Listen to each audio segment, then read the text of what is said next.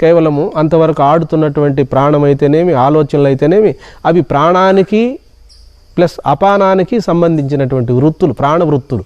అయితే ఆత్మ ప్రాణవృత్తులకు సాక్షిగా ఉండేటువంటి స్వరూపం. ప్రాణం వల్ల మనము ఆత్మ లేదు, ఆత్మ వలన ప్రాణం ఉన్నది. ప్రాణం అంటే చలించే స్వభావం కలిగినది, ఆత్మ అంటే నిశ్చల స్వరూపమై సాక్ష్య స్వరూపమైనది. యోగము అనగా ప్రాణశక్తిని అదుపులో ఉంచుకొని ఆ యొక్క పరిపరి విధములుగా పరిగెత్తేటువంటి మనసును అదుపు చేసుకొని ఎలా అదుపు చేస్తామంటే సదాశివ సమారంభాం శంకరాచార్య మధ్యమాం అస్మదాచార్య పర్యంతాం వందే గురు పరంపరాం. మద్గురుదేవులు పరమపూజ్య శ్రీ శ్రీ విద్యా ప్రకాశానంద గిరిస్వాములు వారి పాదపద్మములకు ప్రణమిల్లుతూ, వ్యాసాశ్రమ వ్యవస్థాపకులు సద్గురు మహర్షి మలయాళ స్వాముల వారి పాదపద్మములకు శిరష్టాంగ దండ ప్రమాణములు ఆచరిస్తూ, ఆరాధ్యులు పరమపూజ్యులు జగద్గురు శ్రీమద్ విరాట్ పోతులూరి వీరబ్రహ్మేంద్ర స్వాముల వారి పాదపద్మములకు శతసహస్ర ప్రణామములు అర్పించుకుంటూ, నా ముందు ఆసీనులైనటువంటి మీ అందరికీ నా ఆశీస్సులు తెలుపుకుంటూ, ప్రియాత్మ బంధువులారా, మనం కొంతకాలంగా మధ్విరాట్ పోతులూరి వీరబ్రహ్మేంద్ర స్వాముల వారి ఆశ్రమమునందు ఆధ్యాత్మిక ప్రవచనములను జరుపుకుంటున్నాం. అందులో భాగంగా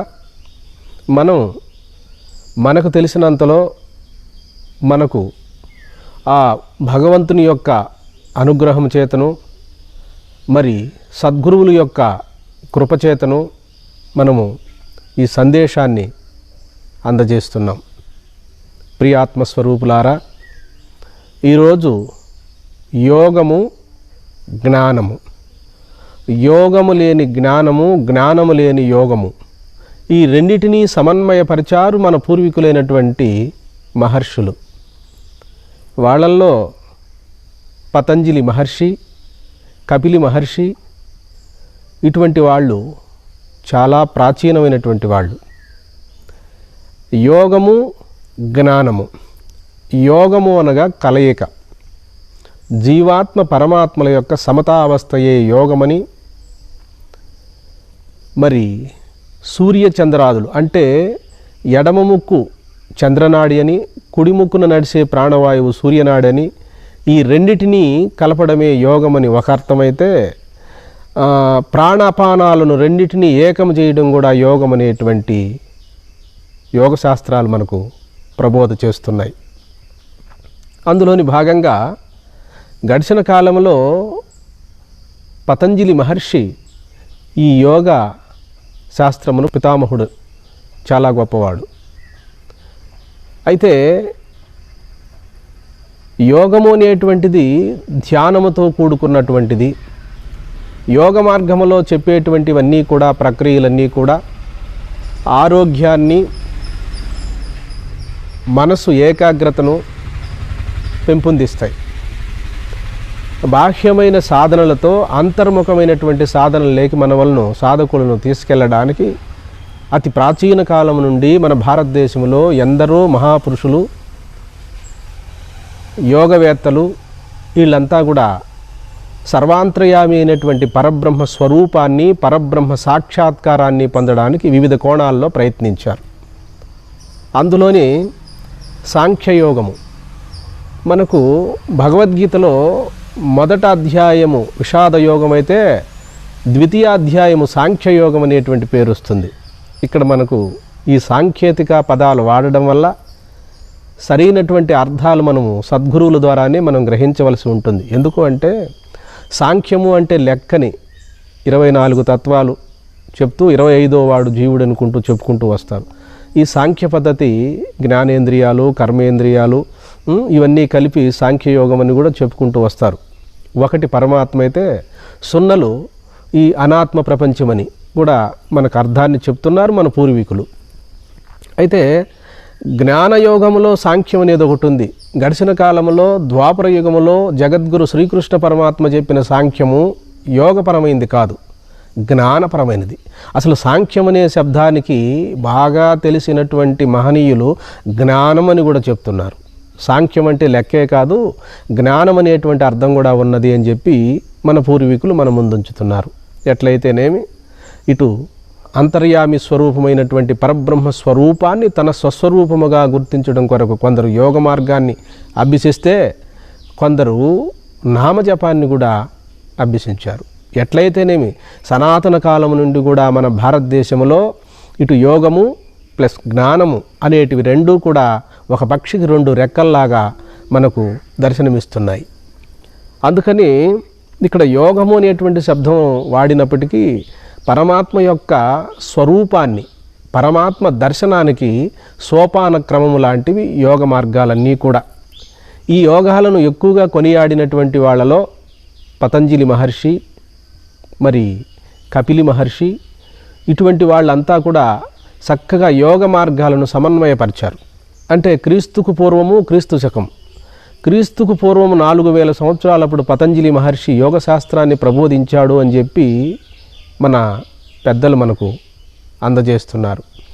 అది తర్వాత మహావతార బాబాజీ వారు సాక్షాత్తు మరి శ్రీకృష్ణ పరమాత్మ అంశంగా కూడా చెప్పుకుంటున్నారు మన వాళ్ళు, తప్పులేదు. ఎందుకంటే కాయకల్ప సిద్ధి పొందినటువంటి దివ్యమైనటువంటి భవ్యమైనటువంటి యోగ పురుషులు మహావతార బాబాజీ. మనం పతంజలి మహర్షిని చూడలేదు. అయితే మహావతార బాబాజీని లాహిరి మహాశైలు, యుక్తేశ్వరగిరి, పరమహంస యోగానందాజీ ఇటువంటి మహానుభావులు దర్శించి వారి యొక్క కృపకు పాత్రులయ్యారు. అయితే ఇప్పుడు ఈ గడిచిన కాలంలో ఆధునిక యుగంలో ఇప్పుడు క్రియాయోగానికి మించినటువంటి యోగము లేదు. అది నేను చెప్పని అవసరం లేదు. చదువుకున్న వారికి మీ అందరికీ కూడా ఈరోజు శాస్త్రపరంగా వాళ్ళు చక్కగా ఈ క్రియాయోగ సెంటర్ల ద్వారా ప్రతి ఒక్కరికి కూడా అందజేస్తున్నారు. అయితే ఇక్కడ యోగ మార్గములో ఉన్నటువంటి సూక్ష్మం ఏమిటి అంటే,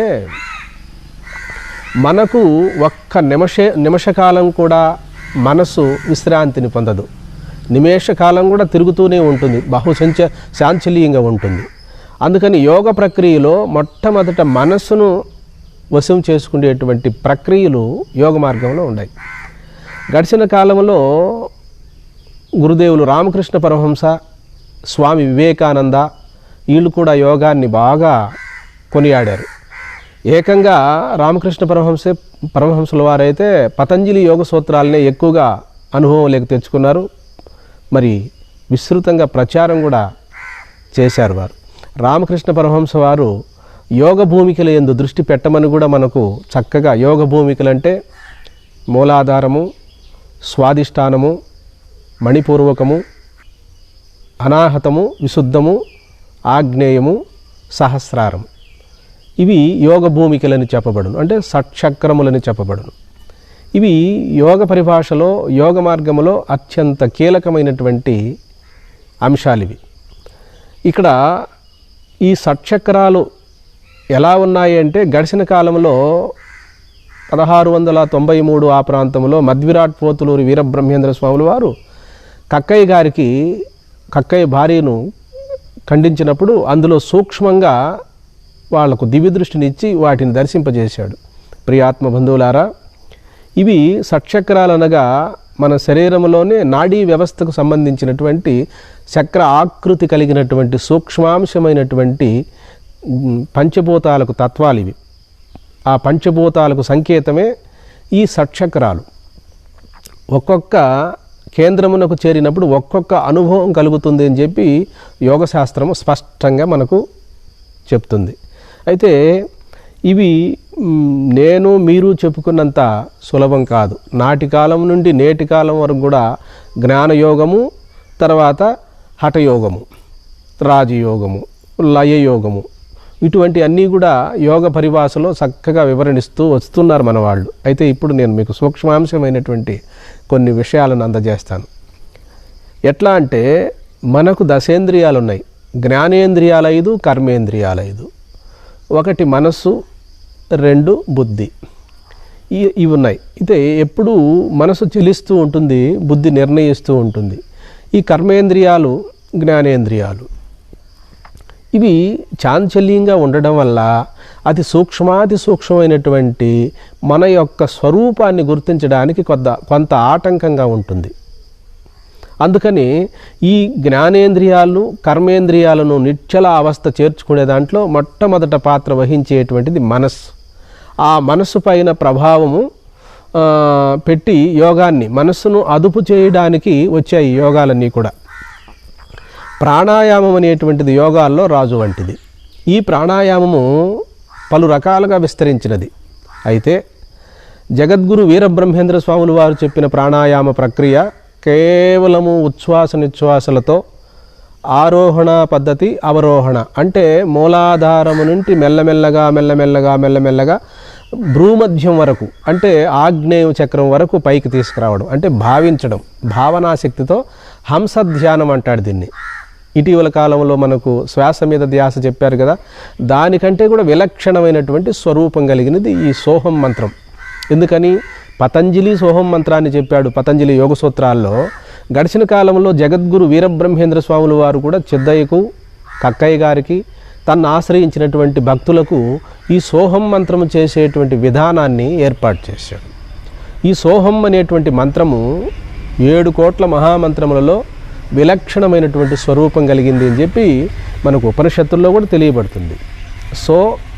హం అనేటువంటిది ప్రాణశక్తిని గురువు ద్వారా చాలా చక్కగా నేర్పరితనముతో హాయిగా మరి బాగా ఏకాగ్రతతో మూలాధారం నుండి నెమ్మదిగా ఎన్నెముక మేరుదండులో పైకి వస్తున్నట్టు, ఎగబాకి ప్రాణశక్తి పైకి వెళ్తున్నట్టు భావన చేస్తూ కింద దర్భాసనం పరుచుకొని దానిపైన తెల్లటి వస్త్రాన్ని వేసుకొని సుఖాసనములో కూర్చొని హాయిగా ప్రశాంతంగా గురుభక్తి చేత ఆ ప్రాణశక్తిని ఉచ్ఛ్వాస నిశ్వాసలు సాగుతున్నాయి కదా, అది క్రమంగా సాగుతున్నాయి. ఆ ఉచ్ఛ్వాస నిశ్వాసలతో బహుచాంచల్యమైన మనసును జతపరచి అంటే సమన్వయపరచి మెల్లగా ఆ శ్వాస ఎలాగైతే తనంతట తానుగా పైకి వెళుతున్నదో, తనంతట తానుగా కిందికి వస్తున్నదో దాంట్లో మనసును మిళితం చేయడం. ఇది తెలియక ఎడాపెడగా మనం ఎట్లంటే అట్లా లాగి వదిలేయడం వల్ల ఈశ్వర నియతి అనేది ఒకటి ఉంది. 15 నిమిషాలు కుడి ముక్కులోను, 15 నిమిషాలు ఎడమ ముక్కులోను, 15 నిమిషాలు సుషుమ్నాలోను ప్రాణశక్తి చక్కగా నడుస్తూ ఉంటుంది. ఇది బహిర్ముఖంగా నడుస్తూ ఉంటుంది. ఎప్పుడైతే మనము ఈ ఇడ అనగా ఈ ఎడమ ముక్కు, పింగళ అనగా కుడి ముక్కున, సుషుమ్న అనగా మధ్యనాళం, ఈ 3 నాడులు కలిసేటువంటిదే భ్రూమధ్యం. ఇదే త్రివేణి సంగమమని, కూటస్థవమని, నాదుబిందు కళాతీతమని మరి ఇలా యోగ పరిభాషలో ఎన్నో శబ్దాలను వాడారు మన పూర్వీకులు. మనకు అవన్నీ కూడా అంత కన్ఫ్యూజన్ అవసరం లేదు. ఈ రోజుల్లో మనం ప్రశాంతమైన హృదయంతో దైవభక్తి చేత ఆ ప్రాణశక్తిని మెల్లగా ప్రాణవాయువు పైకి వెళుతుంది. అంటే మూలాధారం నుండి సహస్రారాన్ని తాకి మళ్ళా కిందికి ఎట్లా వెళ్ళిందో అట్లా మళ్ళా నెమ్మదిగా మన ప్రమేయం లేకుండా అజప గాయత్రి మహామంత్రము అంటారు దీన్ని. మనం జపిస్తే అది గాయత్రి మంత్రం అవుతుంది. అజప గాయత్రి, అజపము అంటే మన ప్రమేయం లేకుండా భగవంతుడు మనకిచ్చాడు కదా ఉచ్ఛ్వాస నిశ్వాసలు, అవి మూలాధారాన్ని తాకి మూలాధారం నుండి ప్రారంభమై మరి సహస్రారములో సహస్రదళములు కమలము అనేటువంటి 1000 చక్రములు 1000 దళములు కలిగినటువంటి సహస్రారం. సహస్రారం అంటే 1000 కమలములు, అంటే 1000 దళములు, కమలములు కాదు 1000 దళములు. అక్కడ పైకి వెళ్ళేటప్పుడు ప్రాణశక్తి, కిందికి వెళ్ళేటప్పుడు అపానశక్తి. ఈ 2 అతి సూక్ష్మాతి సూక్ష్మంగా సోహం మంత్రములో మరి 2 ఏకమవుతూ ఉంటాయి. ఇది పైకి వెళ్ళడం అంటే మూలాధారం నుండి మెల్లగా ప్రతి కేంద్రమునందును తాకుతూ నెమ్మదిగా పైకి వెళుతుంది.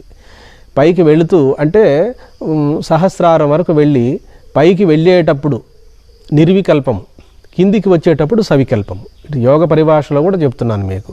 పైకి మనం తీసుకుండే గాలి ప్రాణశక్తి అయితే వదిలే గాలి అపానశక్తి. ప్రాణము అపానము మనకు తెలియకుండానే ఈ అజప గాయత్రిలో యాజ్ ఇట్ ఈజ్ నడుస్తూ ఉంది. దాంట్లో మన పూర్వీకులు ఏం చెప్పారంటే పతంజలి మహర్షి కానివ్వండి, మహావతార బాబాజీ కానివ్వండి, లాహిరి మహాశైలు కానివ్వండి, యుక్తేశ్వర గిరి కానివ్వండి, హరిహరానందల స్వాములు వారు కానివ్వండి, మరి పరమహంస యోగానంద వారు కానివ్వండి, స్వామి వివేకానంద యోగవేత్తలు, వీళ్ళంతా కూడా నేను చెప్పినటువంటి యోగ పురుషులు, జ్ఞాన పురుషులు. యోగాన్ని అభ్యసించారు, జ్ఞానాన్ని అభ్యసించి తెలుసుకున్నారు. యోగము అనగా కలయిక, పరమాత్మతోటి జీవాత్మను సమానావస్థను చేర్చుటే యోగము. అయితే జ్ఞానము అనగా ఏమిటంటే ధ్యాన నిష్ట, జ్ఞాననిష్ట. ఈ తెలుసుకున్నటువంటి స్వరూపాన్ని ఏకాంత ప్రదేశంలో కూర్చొని ప్రశాంతంగా ఆ పరమాత్మ యొక్క స్వరూపము నేనేననేటువంటి అపరోక్షానుభూతినే జ్ఞాననిష్ట. యోగము ప్లస్ జ్ఞానము అంటే తెలుసుకున్న దాన్ని అమలుపరచడం, తెలుసుకున్న దాన్ని నిష్ట ద్వారా స్వానుభవాన్ని పొందడం. కేవలము తెలుసుకొని గురువులు చెప్పే ప్రకారము, యోగశాస్త్రాలు చెప్పే ప్రకారము ఈ జీవుడు బ్రహ్మమే, ఆత్మ పరమాత్మయే అంటే అది పరోక్షమే అవుతుంది. అదే దాన్ని మనము ఏకాంత ప్రదేశంలో ప్రశాంతమైన హృదయంతో మీరు చైర్లో కూర్చుంటారో, కింద ఆసనంలో కూర్చుంటారో గమనించడం. యోగ పరిభాషలో మనము కలపడం, జ్ఞాన పరిభాషలో ఏంటంటే ఆ గుర్తించడం. ఏదాన్ని మనసుకు, బుద్ధికి, ఇంద్రియములకు, ఈ యొక్క ప్రాణ అపానాలకు మరి మనోవృత్తులకు సాక్షిగా ఉన్నటువంటి ఏ యొక్క చైతన్యమైతే ఉన్నదో ఆ చైతన్యమే నా స్వరూపం, ప్రజ్ఞానం బ్రహ్మ అని ఇట యోగం తెలుసుకున్నాము. ప్రాణశక్తిని అదుపులో పెట్టుకున్నాము. ప్రాణశక్తిని అదుపులో పెట్టుకున్న తర్వాత జ్ఞానస్వరూపాన్ని అనుభవంలోకి తెచ్చుకో, అంటే జ్ఞానస్వరూపంగా ఆ సాగుతున్నటువంటి ఉచ్ఛ్వాస నిశ్వాసలకు కూడా సాక్షిగా ఉంటున్నాను అని యోగము ప్లస్ జ్ఞానము. ఈ యోగ జ్ఞానములు రెండు ఎవరికైతే ఉండునో వారే ఈ జన్మలోనే జన్మరాహిత్యాన్ని పొందగలరు. జన్మరాహిత్యం అంటే జననము మరణము అనేటువంటి చావు పుట్టుకలు లేనటువంటి అజరా అమరత్వ స్థితి, అంటే ఇక జనన మరణములు లేనటువంటి పరమాత్మ స్థితి. ఎక్కడి నుండి ఈ ఉపాధిలోకి ప్రవేశించాడో జీవుడు అనుకుంటున్నామో, ప్రాణం అనుకుంటున్నామో, ఏదనుకుంటున్నామో, తిరిగి మళ్ళా ఈ ఉపాధిలోకి ప్రవేశించకుండా సర్వవ్యాపక సర్వాంతర్యామి మిగిలిపోవడమే మోక్షము. మోక్షము అంటే సకల బంధ విముక్తి, జనన మరణములకు అతీతమైనటువంటి స్వరూపం. కాబట్టి యోగము జ్ఞానము. యోగము అనగా ప్రాణశక్తిని అదుపులో ఉంచుకొని ఆ యొక్క పరిపరి విధములుగా పరిగెత్తేటువంటి మనసును అదుపు చేసుకొని ఎలా అదుపు చేస్తామంటే ప్రాణశక్తి వశం చేసుకోవడం ఉంటుంది యోగాభ్యాసంలో. మంత్రజపంలో కూడా అలాగే ఉంటుంది. కానీ యోగాభ్యాసంలో మనం ఉచ్ఛ్వాస నిశ్వాసలతో కలిపి ఈ సోహం మంత్రం చేసేటప్పుడు ఒక 100 జపములు కానీ 500 జపములు కానీ చేసిన తర్వాత మనస్సు విశ్రాంతిని పొందుతుంది. ఎప్పుడైతే మనస్సు విశ్రాంతిని పొంది ఏకాగ్రతకు వస్తుందో మనసు, అప్పుడు ఇంద్రియాలు చాంచల్యం ఉండదు కనుక అతను స్వస్వరూపం అనేది స్వయంగా మనకు అనుభవం లేకొచ్చేస్తుంది. కేవలము అంతవరకు ఆడుతున్నటువంటి ప్రాణమైతేనేమి, ఆలోచనలు అయితేనేమి, అవి ప్రాణానికి ప్లస్ అపానానికి సంబంధించినటువంటి వృత్తులు, ప్రాణవృత్తులు. అయితే ఆత్మ ప్రాణవృత్తులకు సాక్షిగా ఉండేటువంటి స్వరూపం. ప్రాణం వల్ల మనము ఆత్మ లేదు, ఆత్మ వలన ప్రాణం ఉన్నది. ప్రాణం అంటే చలించే స్వభావం కలిగినది, ఆత్మ అంటే నిశ్చల స్వరూపమై సాక్షి స్వరూపమైనది. కాబట్టి మీరు ఆలోచించండి, మన శరీరంలో రక్తం కదులుతున్నది, ఆలోచనలు కదిలిపోతున్నాయి, సంకల్ప వికల్పాలు కదిలిపోతున్నాయి. ఇవి కదిలిపోయే స్వభావం కలిగినటువంటివి. ఆత్మ కదలని స్వరూపం, కూటస్థ స్వరూపమైనటువంటిది. అది నిశ్చలమైన స్వరూపం గలది, నిరాకార స్వరూపం గలది. అందుకని కదిలిపోయేటువంటి అనాత్మకు సాక్షిగా ఉంటున్నది. కాబట్టి మనకు సాధనా మార్గంలో ఇవన్నీ తెలియవు కనుక మనం ఇవి చేయడం వల్ల యోగాభ్యాసం కానివ్వండి, ధ్యానము కానివ్వండి, ప్రార్థనలు కానివ్వండి, ఈ చేయడం వల్ల ఏమవుతుందంటే మనోశాంచల్యము తగ్గుతుంది, ఏకాగ్రత ఏర్పడుతుంది. ఏకాగ్రత ఎప్పుడైతే ఏర్పడుతుందో మనసు అనేటువంటిది నిశ్చల అవస్థకు వస్తేనే ఏకాగ్రత ఏర్పడుతుంది. ఆ ఏకాగ్రతకు ఆధారమై ఏకాగ్రతకు కూడా సాక్షిగా ఉన్నదే మన స్వరూపం. ఏ స్వరూపము ద్వారా ఏకాగ్రత కలిగినదని, విశ్రాంతి కలిగినదని, నేను హాయిగా ఉన్నానని తెలియబడుతున్నదో వీటన్నిటినీ తెలుసుకునేటువంటిది దృక్కని, ఆ ఉచ్ఛ్వాస నిశ్వాసలు చాంచల్యంగా ఉన్నాయి కదా, అవి దృశ్యాలని స్పష్టంగా సాధకుడు అనుభవంలో చూసుకోగలడు. ప్రియాత్మ బంధువులారా, ఈనాడు ఎన్నో ఆశ్రమాలు, ఎన్నో దేవాలయాలు, ఎన్నో మఠాలు అన్నీ కూడా బాగా వ్యాప్తి చెందాయి. ప్రజలు కూడా బాగా జ్ఞానవంతులు అయ్యారు. కానీ అయితే ఏ స్వామీజీ చెప్పేటువంటిది బాగా అనుభవంలోకి వస్తున్నది, అసలు ఏది నిజమైనటువంటి యోగ మార్గం అయితే ఏది, జ్ఞానం అయితే ఏది అనేటువంటిది ప్రజలకు కొంత అవగాహనలో కొంత తేడా ఉన్నది. అయితే ప్రజలు కూడా చాలా తెలివితేటలుగా గురువులను ఎంపిక చేసుకుంటున్నారు. అయితే ఇక్కడ మనం గుర్తించవలసినటువంటి విషయం ఏమిటి అంటే యోగము, జ్ఞానము.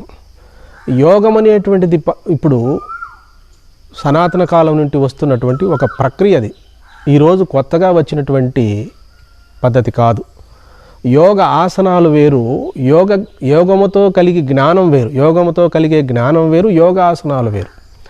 యోగాసనాలు శరీరాన్ని క్రమబద్ధంలో ఉంచి శరీరానికి ఏ విధమైనటువంటి జబ్బులు కానివ్వండి, రుగ్మతలు కానివ్వండి ఏమీ రాకుండా శరీరాన్ని ఒక చక్కటి నియంత్రణలో ఉంచుతాయి యోగాలన్నీ కూడా. ఇవి తీసేసేటివి కావు ఏవి కూడా.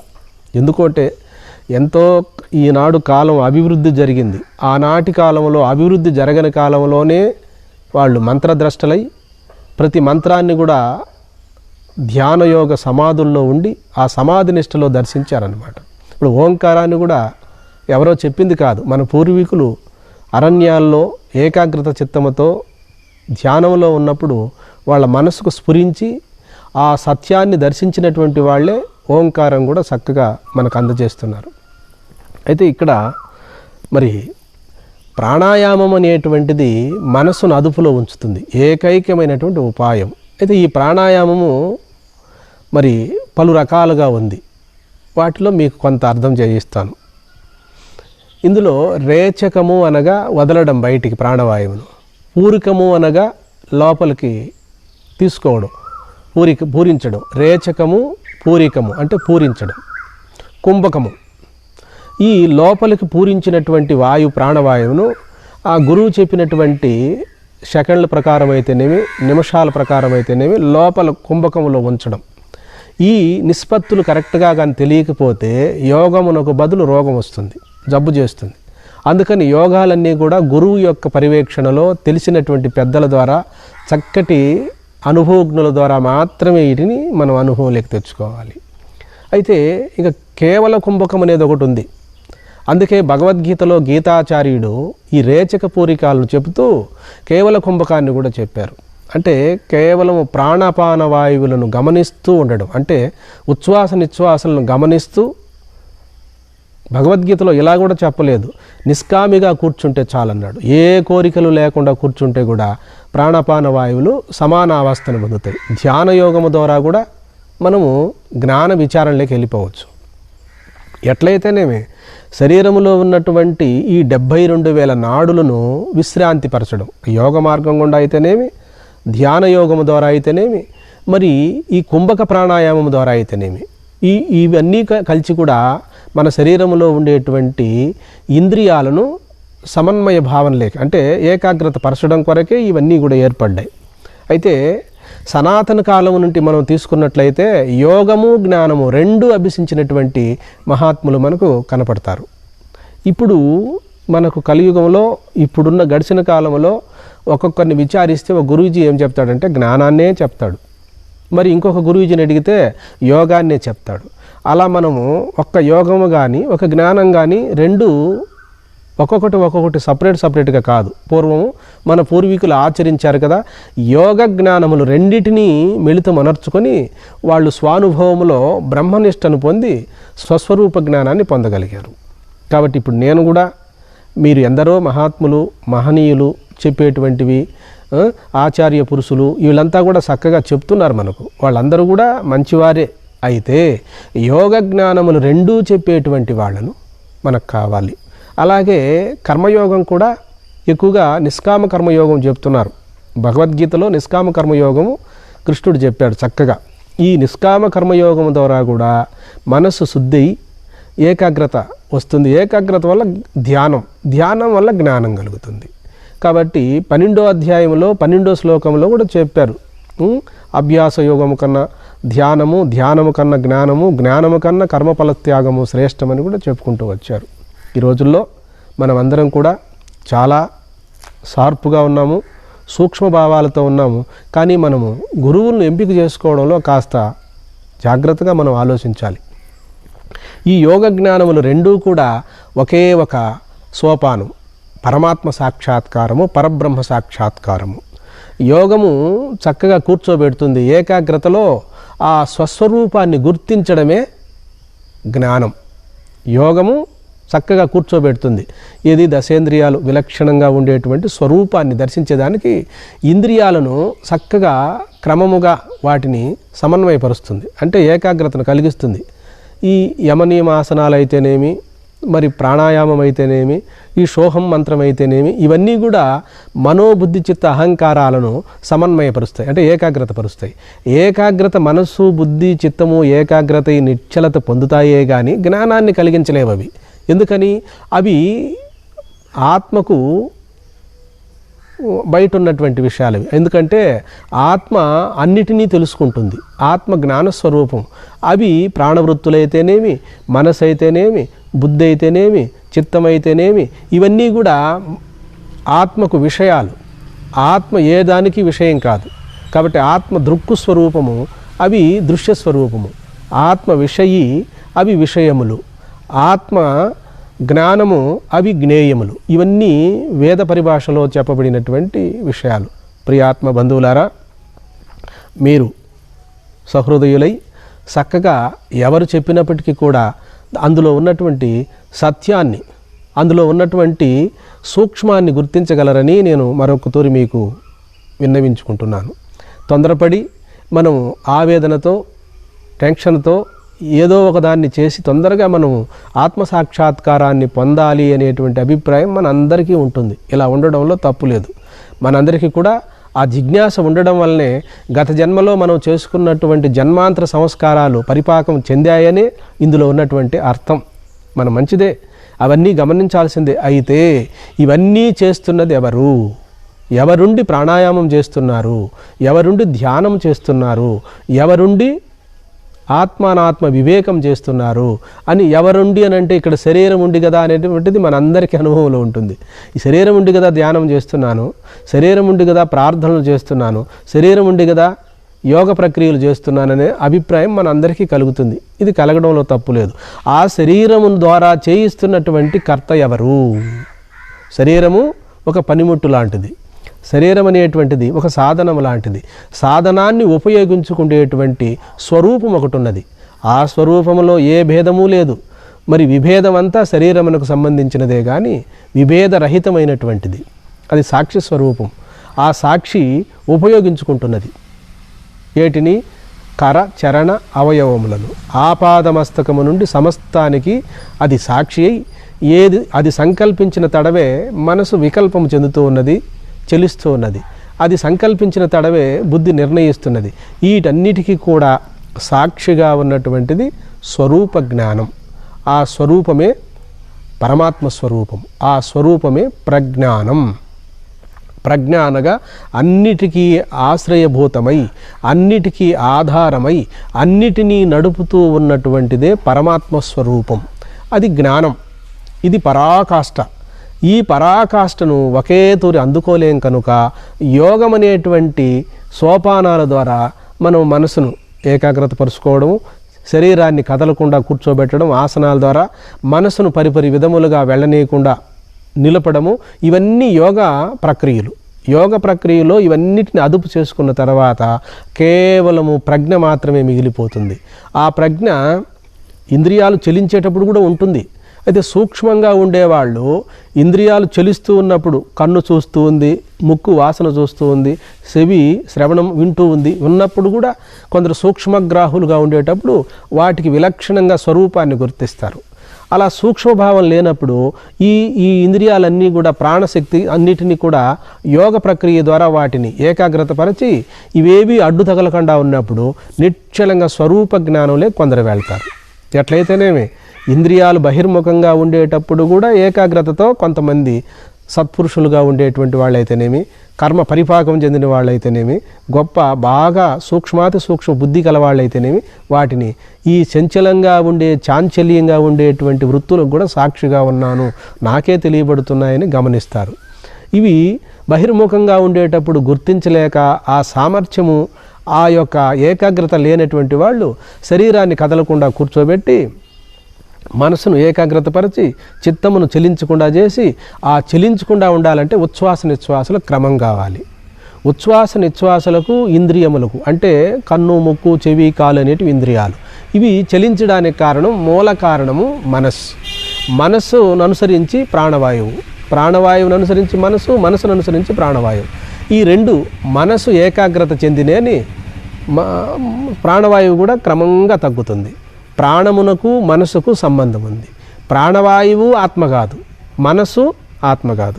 ప్రాణవాయువుకు మనసుకు ఉన్నటువంటి వ్యత్యాసం ఏమిటంటే మనసు చలిస్తుంది, ప్రాణము కదలాడుతుంది. ప్రాణం ఈ శరీరాన్ని నిలిపి ఉంచుతుంది, మనసు చలిస్తూ ఉంటుంది. కాబట్టి ఈ రెండిటికీ సాక్షిగా ఉన్నదే పరమాత్మ స్వరూపం. ఈ పరమాత్మ స్వరూపాన్ని ప్రారంభంలో ధ్యానయోగము ద్వారా, తర్వాత ప్రాణాయామము ద్వారా, యోగాసనాల ద్వారా, మరి చిన్న చిన్న సుఖమయ ప్రాణాయామాలు అంటే గాలిని బాగా పీల్చుకొని మళ్ళా ఫ్రీగా హాయిగా వదిలేసి ఇలా 10 రౌండ్లు చేస్తే కూడా మనసు ఏకాగ్రత అవుతుంది. మనసు ఎప్పుడైతే ఏకాగ్రత అవుతుందో ఉచ్ఛ్వాస నిశ్వాసలు క్రమబద్ధీకరణ అవుతాయి. మనసు ఏ విధంగానైనా మనం మంత్రజపం వల్ల కానీ, ధ్యానం వల్ల కానీ, యోగం వల్ల కానీ మనసును ఆపినామా ప్రాణశక్తి కూడా ఆగుతుంది. లేదు ప్రాణాన్ని అదుపు చేసినామా అప్పుడు శ్వాసలు కూడా, ప్రాణమే శ్వాస, శ్వాసే ప్రాణం, ఈ రెండు ఒకదానికొకటి అవినావభావంగా ఉన్నాయి. కాబట్టి మనసన్నా, ప్రాణమన్నా, ఇంద్రియాలన్నా ఇవన్నిటికీ ఉచ్ఛ్వాస నిశ్వాసల మీదనే ఆధారపడి ఉన్నాయి. ఇప్పుడు మనము జాగ్రత్త అవస్థలో ఉన్నాం, అన్ని ఇంద్రియాలు పనిచేస్తున్నాయి. నిద్రావస్థలోకి వెళ్ళిన తర్వాత ఈ 10 ఇంద్రియాలు దేంట్లో లయమవుతాయి అంటే ప్రాణములో లయమవుతాయి. ప్రాణం మేలుకున్న తక్షణమే అన్ని ఇంద్రియాలు పనిచేయడం మొదలు పడతాయి. ఇప్పుడు ఎప్పుడైతే నిద్రావస్థలోకి వచ్చామో, నిద్రావస్థలోకి వచ్చిన తర్వాత కన్ను చూడలేదు, చెవి వినలేదు, ముక్కు ఆఘ్రాణించలేదు అంటే వాసన గ్రహించే శక్తి ఉండదు, నాలుక రుచిని గ్రహించే శక్తి ఉండదు, శరీరము స్పర్శను గుర్తించే శక్తి ఉండదు. ఇవన్నీ ఎక్కడ లయమైనాయని మనకు తెలియదు, అప్పుడు తెలియదు. అదే గురువుల ద్వారా విచారిస్తే ఈ ఇంద్రియాలన్నీ కలిసి ప్రాణశక్తిలో లయమైనాయి. ప్రాణం మాత్రము దేంట్లో లయమవుతుంది? ప్రాణం దేంట్లో లయం కాదు, ఆడుతూ ఉంటుంది. ప్రాణము లయమయ్యేది యోగములోను, చివర మరణములోను. ఈ 2 చోట్ల ఆగుతుంది. మరణంలో ప్రాణం ఎప్పుడైతే నిలిచిపోతుందో ఇక శరీరం పనిచేయదు. శరీరం అక్కడికి అదే మరణం అంటే శ్వాస ఆగిపోయిన తక్షణమే శరీరము మరి శవం అవుతుంది. అయితే ఇక్కడ మరి ధ్యానములో కూడా, సమాధిలో కూడా మరణములో ఏ విధమైనటువంటి చలనము లేకుండా ఆగిపోయిందో సిద్ధి పొందినటువంటి సిద్ధ పురుషులకు మరి ధ్యానయోగములో కూర్చున్నప్పుడు, సమాధిలో కూర్చున్నప్పుడు ప్రాణం కూడా ఆ శ్వాస రహితమయ్యి ఎక్కడైతే ప్రారంభమైందో ముందు మూలాధారం దగ్గర అక్కడనే నిక్షిప్తమై నిశ్చలంగా ఆ ప్రాణశక్తి అక్కడ మమేకం చెందుతుంది. అంటే ధ్యానావస్థ అంటే సమాధిలో లయమవుతుంది. లయం అవుతుందే కానీ మరి దానికి సాక్షిగా ఉన్నటువంటి స్వరూపం మాత్రం లయం కాదు. ఎందుకని? స్వరూపం సాక్షి కదా, మనం ఇంతవరకు చెప్పుకున్నాం. అయితే ఇక్కడ చూడండి, మనస్సు, బుద్ధి, చిత్తము, ఇంద్రియములు అన్నీ కూడా సమానావస్థ చెంది సమాధిలో మనం ఉన్నాం కదా. సమాధిలో ఉన్నప్పుడు మనకేమీ తెలియలేదు. అదే సమాధి నుండి బయటకు వచ్చిన తర్వాత నాకింతవరకు ఏమీ తెలియలేదు, నేను సమాధిలో ఉన్నాను అనే జ్ఞానం ఉంది చూడండి, ఆ జ్ఞానమే సాక్షి స్వరూపం. అలాగే గాఢమైన సుషుప్తికి వెళతాం కదా, సుషుప్తిలో ఉన్నప్పుడు మనకేమీ తెలియబడదు. అక్కడ మనసు లేదు, అక్కడ మనసు లేదు, బుద్ధి లేదు, చిత్తము లేదు, ఏమీ లేదు గాఢమైన సుషుప్తిలో. అదే ప్రగాఢమైన యోగ సమాధిలో కూడా మనసు లేదు. మనసుంటేనే ఇంద్రియాలు అన్నీ కూడా పనిచేస్తున్నాయి, మనసుంటేనే ఇవేవైనా కూడా తెలియబడుతున్నాయి. కాబట్టి ఈ మనసు, బుద్ధి, చిత్తము, ఇంద్రియాలు అన్నీ కలిసి కూడా ప్రాణములో మిళితమవుతాయి. ప్రాణము ఏకాగ్రత పొందుతుంది. ఏకాగ్రత పొందినప్పటికీ కూడా నడుస్తూ ఉంటుంది. అంటే యోగ పరిభాషల్లో సాందోగ్యోపనిషత్తులో ప్రాణ, వ్యాన, ఉదాన, సమాన, అపానం అనేటువంటి ఈ పంచాగ్నులు మేలుకొనే ఉంటాయి. అందుకనే ప్రాణము నడుస్తూనే ఉంటుంది. మనం నిద్రావస్థలోకి వెళ్ళినప్పటికీ కూడా లేచిన తర్వాత నాకేమీ తెలియలేదని ఈ ప్రాణవృత్తులకు కూడా సాక్షిగా ఉన్నటువంటి మన స్వరూపము గుర్తుకు తెస్తుంది. అదే సాక్షి అనుభవం. కాబట్టి నిద్రావస్థలో ఏ విధముగా మనకు లయమైందో అదే గాఢమైన సమాధిలో కూడా ఈ మనోవృత్తులన్నీ పడిపోయినప్పటికీ ప్రాణం అనేటువంటిది ఇక్కడ కాస్త నిద్రలో అయితే ప్రాణము సాగుతూ ఉంటుంది, నడుస్తూ ఉంటుంది, చలిస్తూ ఉంటుంది. యోగ సమాధిలో విలక్షణంగా ఉంటుంది. అందుకని అది నిద్ర అన్నారు, దీన్ని యోగ సమాధి అన్నారు. యోగ సమాధిలో మనస్సు చలించదు, మనస్సు నిశ్చలమై శరీరానికి ఏ విధమైనటువంటి ప్రాణహాని లేకుండా ఆ యోగ సమాధిలో నిశ్చలముగా సుషుమ్నాలో నడుస్తూ ఉంటుంది ప్రాణశక్తి. చూసేటప్పటికి అచేతనంగా కనపడుతుంది శరీరం, శ్వాసరహితంగా కనపడుతుంది. కనిపించినప్పటికి కూడా సూక్ష్మంగా ప్రాణశక్తి లోపల సుషుమ్నాలో నడవబట్టే మళ్ళీ మనం జాగ్రత్తలోకి వస్తున్నాం. అలా నడవలేదనుకోండి శరీరము శవమవుతుంది. కాబట్టి ప్రియాత్మ బంధువులారా, ఈ యోగాలన్నీ కూడా జ్ఞానం కలిగేటందుకే, జపం కూడా జ్ఞానం కలిగేటందుకే, ప్రాణాయామం కూడా అది దగ్గరగా త్వరితంగా జ్ఞానం కలిగేటందుకే. కాబట్టి ఇవేవీ తప్పు కాదు. మీరు ఇన్ని చెప్తున్నారు కదా, ఇవన్నీ మేము ఎలా సాధించాలి అని మీరు అన్నట్లయితే దీనికి వేదాంత శాస్త్రాల్లో చక్కటి నిర్వచనం ఇచ్చారు. మీకు నిజమైనటువంటి ఆతృత, నిజమైనటువంటి శ్రద్ధ, నిజమైనటువంటి భక్తి ఉన్నట్లయితే భగవంతుడు తప్పక మీకు ఈ జన్మలోనే జన్మరాహిత్యాన్ని కలిగిస్తాడు, లేదా మీకు ఇంకా సరైనటువంటి జ్ఞానాన్ని మీకు అందజేస్తాడు. కాబట్టి మీరు చిత్తశుద్ధితో, ప్రశాంత హృదయముతో, మరి మాకు గురువు లేడే, మేము గురువు దగ్గర బ్రహ్మోపదేశం చేసుకోలేకపోతేమే అన్నటువంటి బాధ వద్దు. ఎందుకు అంటే మేము చెప్పేటువంటి ఈ ప్రవచనాలు సాక్షాత్తు ఆ భగవంతుని అనుగ్రహం చేత ప్రజలందరినీ కూడా తరింప చేయాలని, ప్రజలకు ఒక మంచి మార్గాన్ని చూపాలని నేను ఆశిస్తూ, మీ నుండి ఏ విధమైన ఫలితాన్ని కోరుకొనక సత్యం కొరకే మీరంతా కూడా సత్యంగా ఈ వాక్యాలు నమ్మినట్లయితే మీరు ఏకాంతంలో కూర్చొని ఆ సర్వాంతర్యామి అయిన పరబ్రహ్మమే మనందరికీ గురువు. గురువు ఉంటే మంచిది, గురువు లేకపోయినా కూడా మనకు ఈశ్వరుడు కానివ్వండి, విష్ణుమూర్తి కానివ్వండి, కృష్ణమూర్తి కానివ్వండి, ఎవరినైనా కూడా మీరు గురువుగా భావించి ఆ గురుదేవులే మనకు మూలం అని చెప్పి మహర్షి మలయాళ స్వాముల్లాగా, మరి రమణ మహర్షిలాగా మీరు ధ్యాన నిష్టను కొనసాగించగలిగితే, మలయాళ స్వాముల వారికి గురుదేవులు ఉన్నారు, రమణ మహర్షుల వారికి గురుదేవులు శివుడే గురువు. ఆయన తదేక నిష్టలో స్వరూప జ్ఞానంలో మిగిలిపోయాడు, ఆత్మ సాక్షాత్కారాన్ని పొందాడు. యావత్తు భారతదేశమే కాకుండా ఇతర దేశాల వాళ్ళకు కూడా ఆయన మనకు జాగృతిని కలుగు చేశాడు. కాబట్టి ప్రియాత్మ బంధువులారా, మీరు ప్రశాంత హృదయముతో, ఏకాగ్రత చిత్తముతో మీరు ఏ దేవుణ్ణి నమ్ముకున్నారో ఆ దేవతనే దైవంగాను గురువుగా భావించి, మీరు ఈ జన్మలోనే మీరు ఆ మహనీయులు చెప్తున్నారు, అందరూ చెప్పేటి వినండి, మేము చెప్పేటి వినండి. మీరు ఏకాగ్రతలో మీ ఇంట్లోనే మీ నిత్య కార్యక్రమాలు చేసుకుంటూ ఆర్తితో, శ్రద్ధతో, భక్తితో ఈ జన్మలోనే నేను తరించాలి అని చెప్పి నిస్వార్థంగా మీరు ధ్యానం చేస్తేనేమి, నిస్వార్థంగా యోగం చేస్తేనేమి, నిస్వార్థంగా జపము చేస్తేనేమి మీకు ఈ జన్మలోనే జన్మ సాఫల్యం కలిగి మరి ఆత్మసాక్షాత్కారం కలుగుతుంది. హరి ఓం. సర్వే జనాః సుఖినో భవంతు, లోకా సమస్తా సుఖినో భవంతు. మీకు మా వీడియోస్ నచ్చినట్లయితే తప్పకుండా లైక్ చేయండి మరియు షేర్ చేయండి. మేము పెట్టే మరిన్ని వీడియోస్ ముందుగా మీరు చూడాలనుకుంటే పక్కనే ఉన్న రెడ్ కలర్ సబ్స్క్రైబ్ బటన్ని ప్రెస్ చేయండి. ధన్యవాదాలు.